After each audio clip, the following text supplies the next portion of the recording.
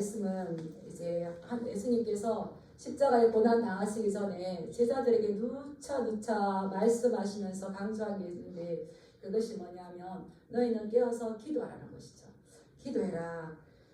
그래서 이 18장이 이제 과부와 재판장 이야기로 나오지만 이 말씀은 17장 20절부터 이제 인자가 올 재림의 때가 어떻게 되느냐 이것을 가지고 17장 20절부터 쭉 같이 봐야 이제 연결이 되는 거죠. 그래서 예수님께서 제자들에게 이 비유를 들어서 너희가 어려운 일이 들어올 때에 그때 어떻게 어떤 자세를 가지고 어떻게 구체적으로 기도해야 되는지를 가르치시면서 어려울 때에 고난당할 때에 그것이 끝이 아니라 분명히 그보다 더 크신 예수 그리스도께서 이 땅의 재판장이 되어서 다시 오신다는 거예요. 그렇기 때문에 이렇게 말씀하시고 또 가르쳐 주시고 이 설교하실 때에 제자들은 반드시 들어야 되는 거죠. 근데 지금 이 마지막 때가 노아 때와 같다라고 이렇게 말씀하셨어요. 노아 때가 어떻습니까? 우리 17장에 보면 예수님께서 제자들에게 이제 인자는 많은 고난을 받아야 되는 거다. 지금 너희가 나와 같이 다니는 이 행복감이 있겠지만 잠시 후에 이제 17장 25절에 보면 그러나 그 인자는 많은 고난을 받아서 이 세대 가운데에서 버림바가 될 것이다. 마치 누구처럼? 노아가 그랬던 것처럼. 예, 노아가 하나님의 말씀을 받아서 방주를 지을 때에 그가 계속 이제 하나님께서 물로 심판하실 겁니다. 물로 심판하실 것입니다. 이 메시지를 전할 때에 그 설교를 할 때에 이 노아 시대의 그 사람들은 그냥 버린 것처럼 노아를 약간 이 노인분이 약간 정신이 나갔구나 이럴 정도로 그 말을 듣지 않았어요. 언제까지 듣지 않았어요? 계속적으로 외치며 실제적으로 방주를 짓고 있어도 지금 나는 편안하고 지금 나는 풍요롭고 이렇다는 거죠. 그런데 우리 27절 한번 읽어볼까요? 17장 27절 노아가 방주에 들어가던 날까지 사람들이 먹고 마시고 장가들고 시집가더니 홍수가 나서 그들은 다 멸망시켰으며 그들이 먹고 마시고 장가들고 시집가고 얼마나 좋은 세대를 살고 있습니까? 그러나 말씀하신 하나님께서 그들을 홍수로 멸망하게 예, 그들의 심판하신 것이 이제 이루어진 것을 우리가 어떻게 보지 않습니까? 그리고 또 소돔과 고모라도 이 롯의 아내처럼 너희들은 그렇게 하지 말아라. 그런데 이렇게 성경이 쭉 기록해서 너희들에게 보여주는 건 이거 한때의 역사가 아니라 인자가 나타날 날에도 이러하다는 거예요. 이것을 믿으십니까?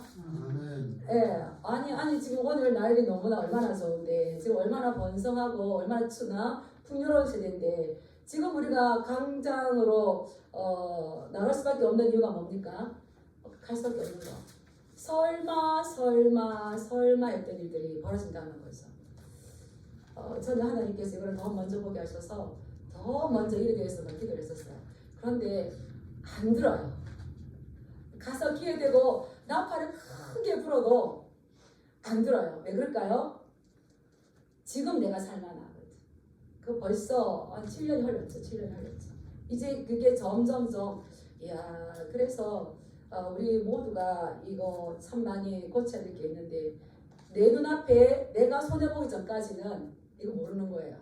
근데 실제적으로 우리가 지금 이렇게 목이 조여오는 때가 있는데 인자에 나타날 날에도 먹고 마시며 장가들고 시집가고 이것들을 여전히 한다는 겁니다. 깨어있을 해도. 예.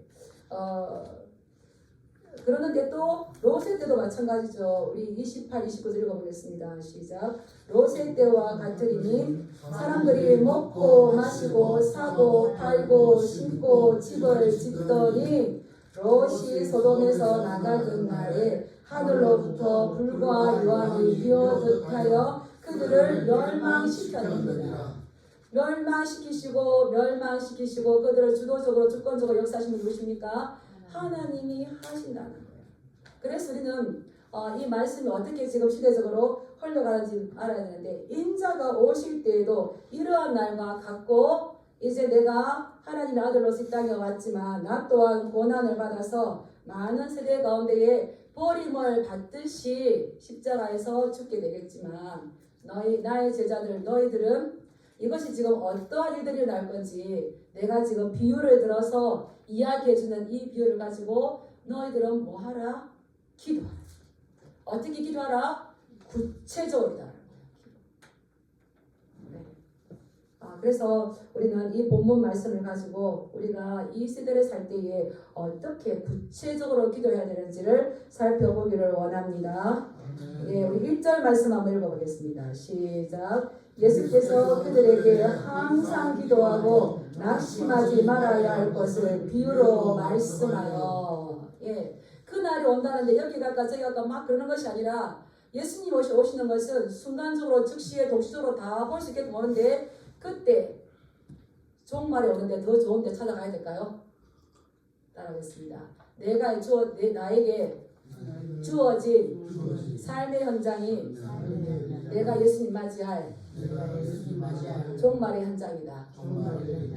예, 어디로 가고 이게 아니에요. 그리고 한 번 더 따라했습니다. 오늘 밤 예수님께서 나를 데리러 오시더라도 어디로 가십니까? 종말론적인 신앙, 내 삶의 연속 가운데서 종말론적인 그 신앙을 가지고 있어야 되는 거죠. 그렇게 할 때에 그 기도하는데 예수님께서 항상 기도하고 낙심하지 말아야 될 것을 말씀하시는 거예요. 기도는 어떻게 해야 되는 겁니까? 항상 기도해요. 항상. 문제가 있으면 강한 문으로 보이는 것이 아니라 나가기 전에 어떻게 되겠습니까? 사람들 가운데서 기도를 항상, 그리고 기도한 대로 살기를 했어야 되는 거죠. 항상 기도해요. 예, 이거는 24시간 모든 일을 제쳐놓고 하라는 것이 아니라 내 모든 삶들 가운데에서 하나님의 도우심, 하나님의 인도하심, 하나님의 말씀이 어떤지를 분별하면서 우리 자신을 하나님의 뜻에 맡겨드리고 그 말씀에 순종하는 삶, 그 삶을 살아들라는 거죠. 그래서 항상 기도하라는 것을 바울은 뭐라고 했을까요? 쉬지 말고 기도하라. 예. 성도가 해야 할 일이 뭘까요? 기도입니다. 기도. 예. 기도는 우리 호흡인 거죠. 그래서 항상 기도해라. 항상 쉬지 말고 기도해라. 이것이 너를 향한 하나님의 뜻입니다. 우리가 하나님의 뜻을 알기를 원합니다. 근데 뜻이 뭔지를 모르겠어요 하는 분들이 있어요. 목사님, 하나님의 뜻대로 하세요. 뜻이 뭔지 모르겠어요. 예, 데살로니가 전서 5장 18절 나왔잖아요. 데살로니 후서니까. 예, 항상 기도하라. 쉬지 말 뭡니까? 범사에 감사하라. 쉬지 말고 기도하라. 항상 기뻐하라. 범사에 감사할 수 있는 것, 항상 기뻐할 수 있는 것, 어떨 때 할 수 있는 걸까요? 쉬지 않고 기도할 때. 항상 감사하실 축복합니다. 항상 기뻐하실 축복합니다. 근데 기도하지 않으면 감사를 볼 수가 없어요. 기도하지 않으면 하나님의 은밀한 계획을 깨닫고 기뻐할 수가 없어요. 그렇게 감사하고 기뻐할 수 있는 것은 기도하는 거죠. 근데 기도하다 보면 기도가 이루어집니까? 내가 반드시 너와 함께 할 것이다. 반드시 내가 너에게 크고 은밀한 일을 보여줄 것이다 하셨어요. 그런데 이것이 기도하다가 반드시 그냥 속히 이루어지면 좋은데 이게 그렇지가 않다는 거예요. 그래서 기도 안 하면 아예 기대를 안 했기 때문에 실망하지 않는데, 기도하면 기도할수록 뭐가 오고 싶다는 겁니까? 낙심이 와요. 기도하면 우리가 기대를 하게 되거든요. 그 기도하다 보면 실망도 오고 낙심도 오기도 하고, 정말 하나님 살아계시기는 한가? 내 기도를 들어주시는 분이기는 한가? 이렇게 절망하기도 하는데, 그런 상황 가운데서도 어떻게 해야 되는 거라고요? 낙심하지 마라. 낙담하지 마라. 낭망치 말고 기도해야 된다. 그것을 이제 말씀하시면서 한 가지 비유를 들어주셨어요. 이것을 다 염두에 두고 우리가 말씀드리기를 원합니다. 우리 2절 말씀 한번 읽어볼까요? 시작. 이르시되 어떤 도시에 하나님을 두려워하지 않고 사람을 무시하는 한 재판장이 있는데, 예, 이 도시에 이 예를 들어서 말씀하실 때에 한 재판장이 있어요. 이 한 재판장이 있는데 그 재판장의 특징은 뭡니까? 하나님을 두려워하지 않아요. 그리고 사람을 무시해요. 예, 하나님을 두려워 않는 그가 무슨 사람을 또 두려워하겠습니까? 사람을 무시하는 거죠. 그래서 6절에 보면 예수님께서 하나님을 두려워하지 않고 사람을 무시하는 이 재판장을 어떠한 재판장이라고 합니까? 예, 불의한 재판장이라고 말씀하시는 거예요. 우리는 하나님을 두려워하고 하나님을 두려워할 때에 우리의 지체로 만들어주신 이웃과 그 영혼들을, 그 사람들을 존중해야 될 줄 믿습니다. 예, 이는 다른 어떤 것이 아니라 재판장인 거예요. 재판장이 해야 할 책임은 이 법으로 어렵고 억울함 당하고 억눌린 사람들을 보호해줘야 돼요. 그때 당시에 가장 약한 사람들은 고아와 가부와 이방인이었죠. 그런데 이 사람은 재판장임에도 불구하고 이러한 책임과는 전혀 관심이 없는 사람이었어요. 아마 하나님을 두려워하지 않는다는 거 보면 유대인은 아니었던 것 같아요. 헤롯 당시에 헤롯이 임명했거나 아마 로마로부터 임명받은 어떤 행정관이지 않을까 그렇습니다. 그래서 이런 거 그냥 하나님을 두려워하지 않고 사람을 무시한다는 거 보면은 이 사람의 성품이 어떠한지가 우리가 짐작할 수가 있잖아요. 그래서 이러한 사람들, 특별히 이 사람은 교만한 사람일 뿐만 아니라 자기 중심적인 이런 사람이겠죠. 그런데 그 도시에 또 한 사람이 있었다는 겁니다. 우리 3절 한번 읽어볼까요? 시작. 그 도시에 한 과부가 있어 자주 그에게 가서 내 원수에 대한 나의 원한을 풀어주소서 하되. 예. 그 도시에 한 여인이 있었다는 거죠. 한 사람이 있었는데 이 사람은 과부예요. 과부여서 그에게 어떠한 다른 힘이 있는 게 아니에요. 계속적으로 이 재판장을 찾아가서 내 원수에 대한 나의 원한을 풀어주소서라고 간청하는 거 보면 이 사람은 어디에 사회적인 지위도 없고 힘도 없었기 때문에 자기 스스로 이 문제를 해결해야 돼. 아주 이제 그 불쌍한 여인이죠. 그런데 이미 하나님께서는 고아와 가부에 대한 돌봄과 그들의 보호를 법적으로 딱 만들어 놓으셨어요. 그래서 출애굽기 22장 22절에 보면 너는 가부나 고아를 해롭게 하지 말라라고 말씀하셨어요. 네가 만일 고아나 가부를 해롭게 하면 그들이 내게 부르짖으면 내가 반드시 그들의 부르짖음을 들을 것이다. 그래서 사회적인 약자를 보호해야 되는데 그들을 보호하지 않고 그들을 해롭게 했을 때에 그들이 나에게 부르짖으면은 내가 반드시 그들의 부르짖음을 들어줄 것이다. 그런데 이스라엘 백성들은 계속 하나님의 이 말씀을 많이 잊어버렸어요. 그래서 예레미야 22장 3절에 보면 여호와께서 이와 같이 말씀하시되 공의와 정의를 행하며 탈취당한 자를 압박하는 자의 손에서 건지고 이방인과 고아와 가부를 압제하거나 학대하지 말며 이웃에게 무지한 피를 흘리지 말라. 그래서 고아와 가부를 압제하지 말고 그들을 학대하지 말고 그들에게 무지한 피를 흘리지 않도록 보호해줘라. 이게 성경이 말하는 하나님의 말씀이죠. 그런데 이 하나님을 경외하지 않고 사람을 무시하는 이 재판관은 이러한 여인이 와서 이야기할 때에 하나님을 두려워하지 않는데 그 사람을 무시하는데 힘없고 나약한 이 여인의 간청에 마음이 갈까요? 가지 않습니다. 또 왜 그러냐면 이 불의한 재판장은 그때 당시의 재판장들은 어디 약할 수가 있냐면 뇌물에 약할 수가 있어요. 우리도 한때 참 많은 말들이 있었는데 유전무죄, 무전유죄. 아무리 큰 죄를 져도 이렇게 판사에게 좀 죄송합니다만 이렇게 돈을 가면 있던 것도 없어지게 만들고 또 억울한 사람을 누명을 씌워서 이러한 일들이 있는데 이 하나님을 두려워하지 않고 사람을 무시하는 이 재판장이 왜 이 가부의 이 원한을 풀어주셔서 자주 가게 만들었을까요? 네가 올 때마다 나에게 뭐 좀 가지고 와라. 그러면 내가 이거 들어줄게. 그랬는데 이 과부는 자주 갈 수밖에 없는 건 그가 아무것도 없었어요. 아무것도 없어서 그가 할 수 있는 거는 찾아가는 것밖에 없는 거죠. 그래서 이 말할 수 없는 거 어떤 게 있습니까? 내 원수에 대한 나의 원한을 풀어주소서. 억울한 일 있겠죠. 이 여인이 홀로 되었다는 이 여인이 어떠한 어려움이 있을까요? 아마 추정해보면 혼자예요. 그렇다면 어떤 원수가 남편의 생명을 앗아갈 수도 있었어요. 나의 원수에게서 나의 원한을 풀어주소서.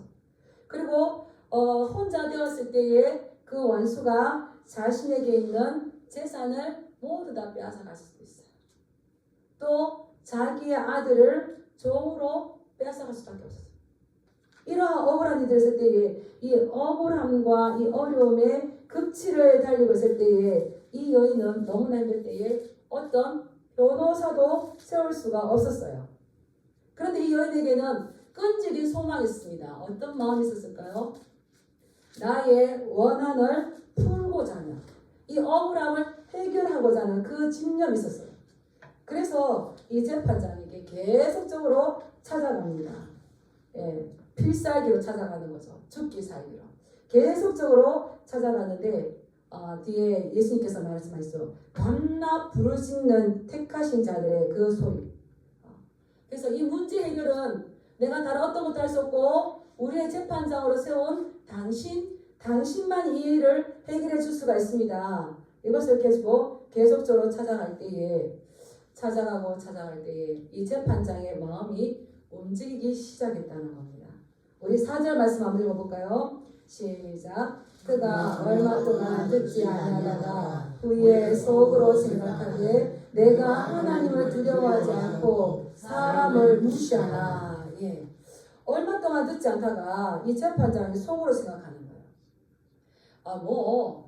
지위도 없고 가진 것도 없고 혼자들 왔다 갔다 하는 거 보니까 남편도 없을 뿐만 아니라 힘이 될 만한 자식도 없고 저러다가 그냥 끝나겠지. 특별히 대수로우려고. 그래서 그냥 대수롭지 않게 그냥 무시하듯이 무시하였는데 후에 속을 생각하니까는 내가 하나님도 두려워하지 않고 사람을 무시하는데 계속적으로 나에게 찾아온다는 거예요. 귀찮게 한다는 거예요. 그래서 혼자 스스로 생각하니까 이 여인이 이것이 끝나지 않을 거라는 걸 알았어요.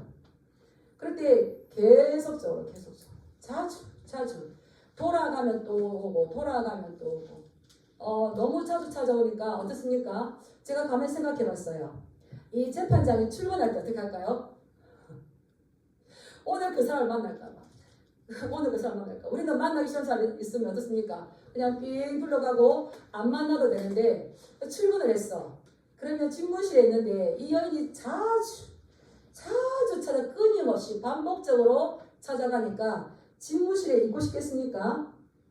있고 싶지 않다는 거예요. 그래서 내가 이 여인으로 인하여서 내가 너무 수고스럽고 마음이 어려운 때에 이 일을 정상적으로 처리하는 데에 아주 막대한 지장을 준다는 겁니다. 그래서 그렇게 생각하다가 마음이 바뀐 거예요. 내가 이 가부가 나를 번거롭게 하니 내가 그 원한을 풀어주리라. 마음이 움직였죠. 왜 그렇습니까? 그렇지 않으면 늘 와서 나를 괴롭게 하리라 하였습니다. 이 늘 온다는 것은 에이스텔로스 해가지고 끝까지 필살기로 너 죽고 나 죽지 하는 사람 제일 무섭다고 그러잖아요. 끝까지. 그래서 이거는 에이스텔로스에서 목적이 달성될 때까지 이 여인의 억울함들과 그 원한이 얼마나 크냐면 우리 여자들 알죠? 여자가 한을 품으면 온유월 소리가 옵니다.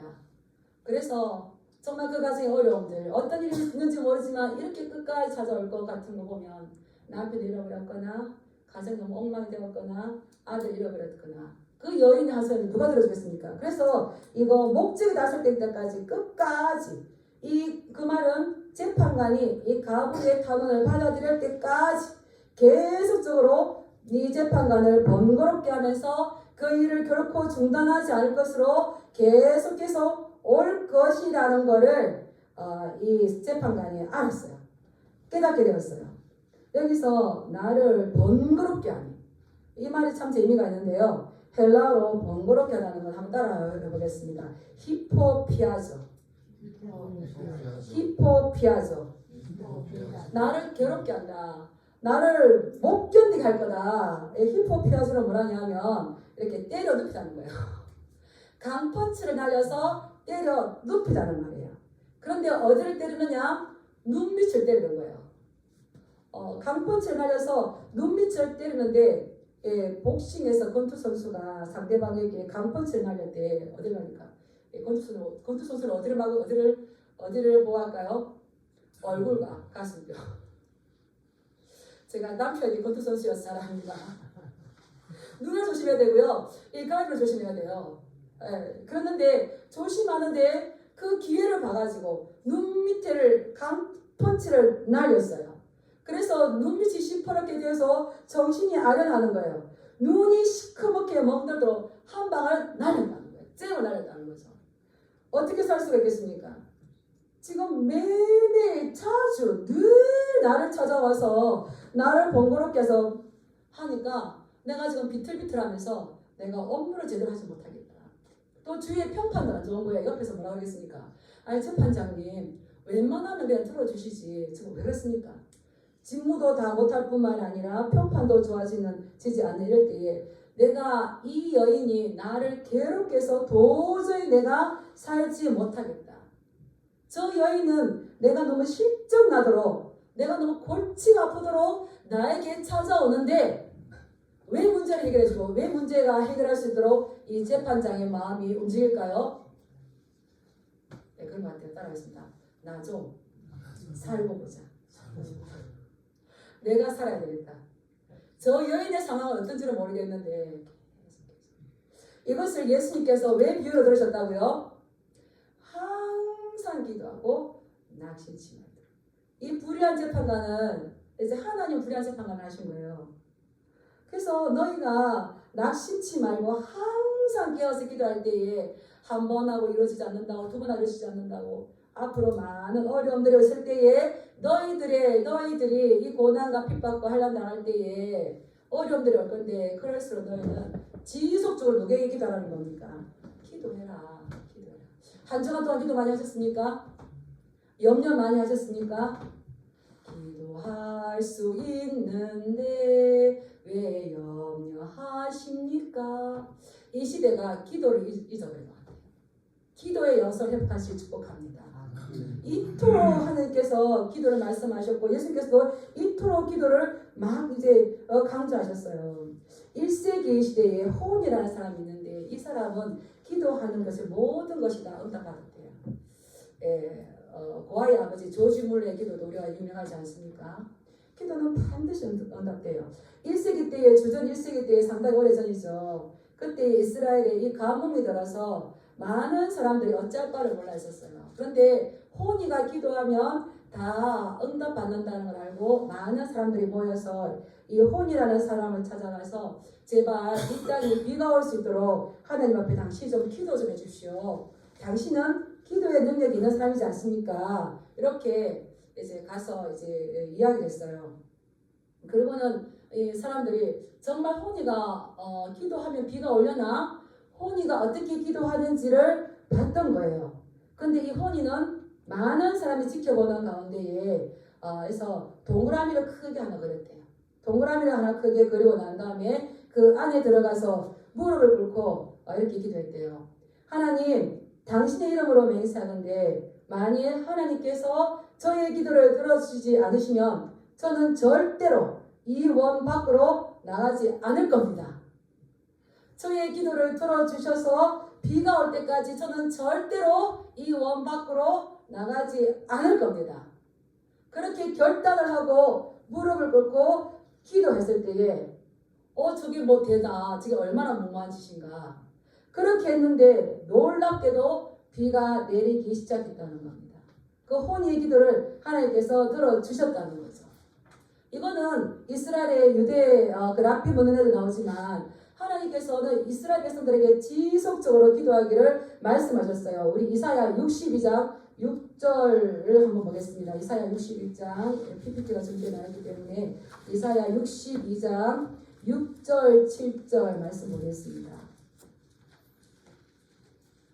너무나 기중할 말씀이죠.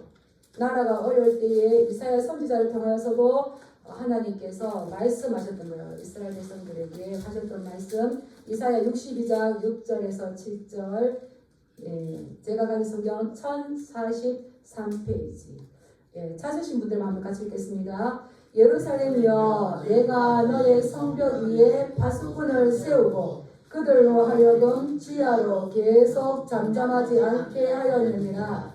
너희 여호와로 기억하시게 하는 자들아 너희는 쉬지 말며 또 여호와께서 예루살렘을 세워 세상에서 찬송을 받게 하시기까지 그로 쉬지 못하시게 하라. 아멘. 기도자들은 하나님께서 파수꾼으로 세운 자들입니다. 그들에게 내가 너를 성벽 위에 파수꾼으로 세웠으니 기도자들이 해야 할 것은 뭡니까? 주야로 계속 잠잠하지 않게 기도하라는 거죠. 기도를 쉬지 말고 항상 기도하고 기도를 쉬는 죄를 범하지 않길 축복합니다. 우리가 어떤 상황들 가운데서 문제들 가운데에서 기도 외에는 할 수가 없는 거예요. 우리가 하나님 은혜가 아니면 살 수가 있을까요? 아닌 거예요. 숨을 쉬며 꿈을 꾸며 살 수 있는 건 당연한 게 아니라 은혜예요. 오늘 이 시간에도 하나님께서 우리를 돌보지 않으면 우리 살 수가 없어요. 살 수가 없어요. 왜 그럴까요? 하나님께서 공기를 안 주시면 한순간 들어 숨 쉴 수 없잖아요. 어떻게 살겠어요? 숨을 쉬며 살며 꿈을 꾸는 것 당연한 것이 아니라 하나님의 은혜입니다. 그럴 때 우리가 해야 할 것은 우리가 어려워질수록 잠잠하지 않게 계속적으로 하나님으로 하여금 약속하신 것을 기억하시도록 너희는 쉬지 말고 기도할 것이며 또 7절 말씀 뭐라고 했습니까? 여호와께서 예루살렘을 세워 세상에서 찬송받게 하시기까지 하나님으로 하여금 따라하겠습니다. 쉬지 못하시게 하라.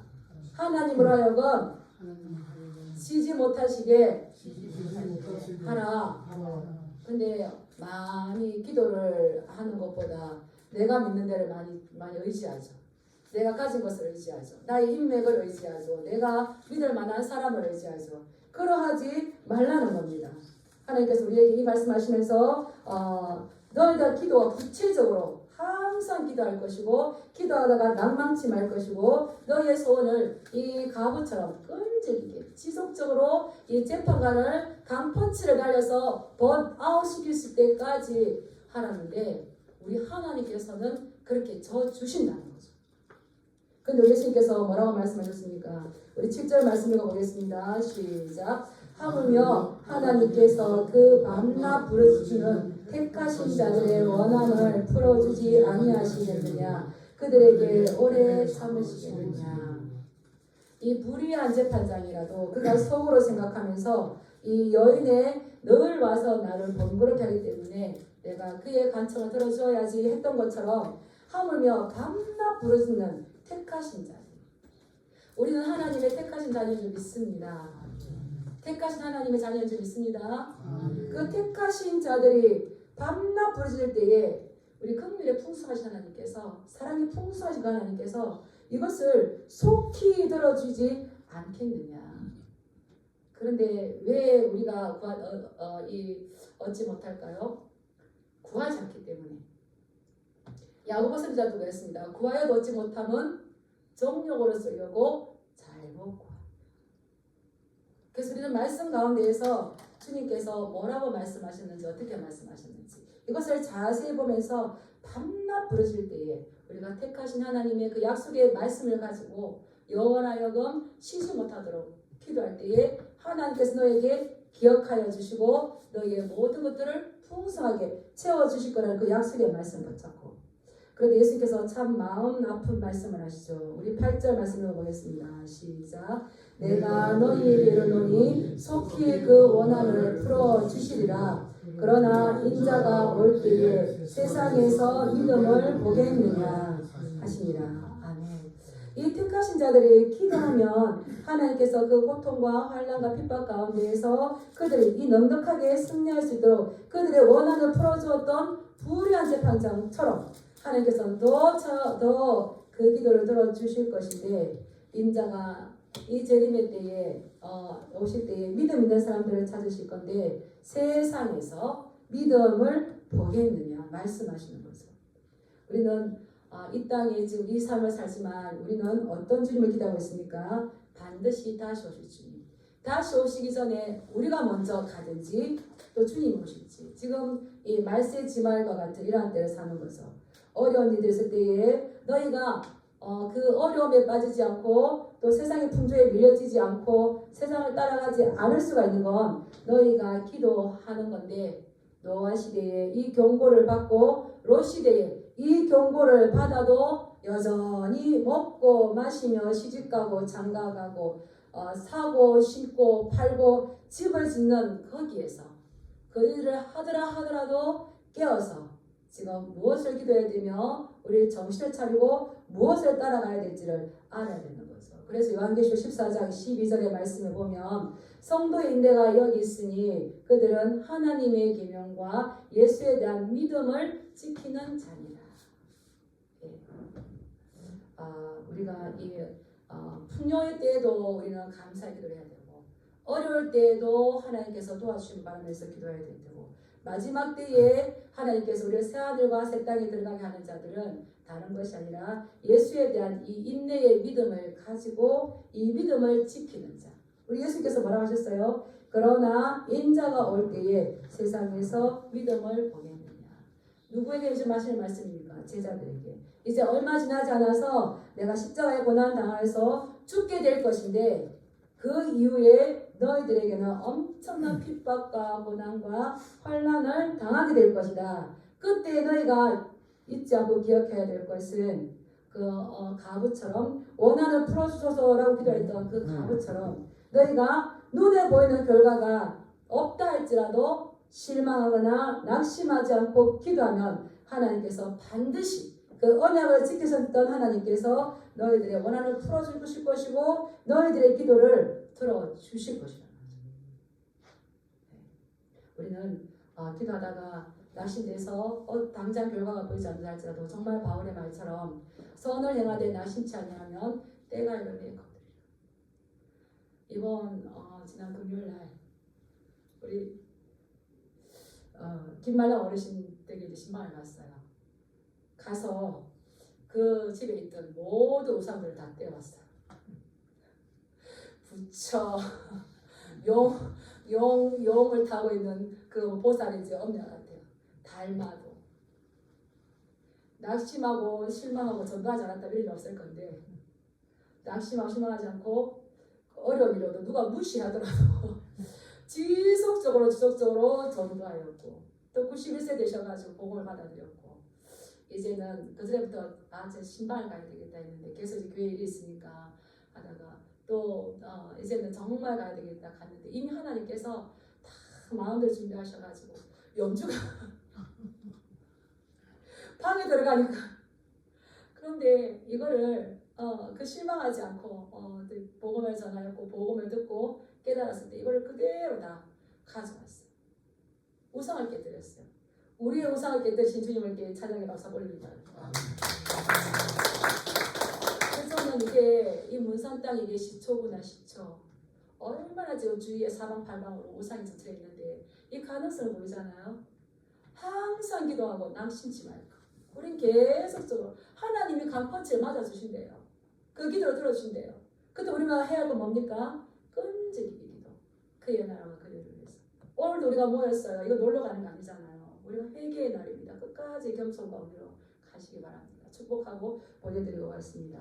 하물며 저는 이런 말씀 듣기 너무 안타까워요. 악한 자라도 자식에게 좋은 것을 줄 줄 아시거든. 하물며 하늘에 있는 아버지가 뭐냐 너무너무 기도 안 하고 너무너무 구하지 않으니까 악한 부모에게 예를 들고 불의한 재판장에게도 예를 드시는데 우리 하나님 아버지는 우리에게 좋은 것을 주시기를 원하시는 좋은 하나님 좀 있습니다. 그래서 사람 찾아가거나 어떤 힘 있는 거 찾아가거나 나의 통장의 잔고를 확인할 것이 아니라 누구를 의지해야 되는 겁니까? 하나님을 의지하고 기도하고 또 기도하고 자꾸 재판관을 찾아가듯이 재판장을 찾아가듯이 우리는 만날 만할 때 찾을 만할 때 부를 만할 때에 하나님을 찾으시기 바랍니다. 그랬을 때 아무리 환난과 핍박과 어려움 사람들이 알아주지 않는다 할지라도 살아갈 수 있는 그 힘의 능력으로 우리를 행할 수 있는 이 잔의의 권세를 주시는 줄 믿습니다. 그러한 믿음을 보이시는 이 세대를 살아가는 저와 여러분 되길 주님의 이름으로 축복합니다. 네, 기도하겠습니다.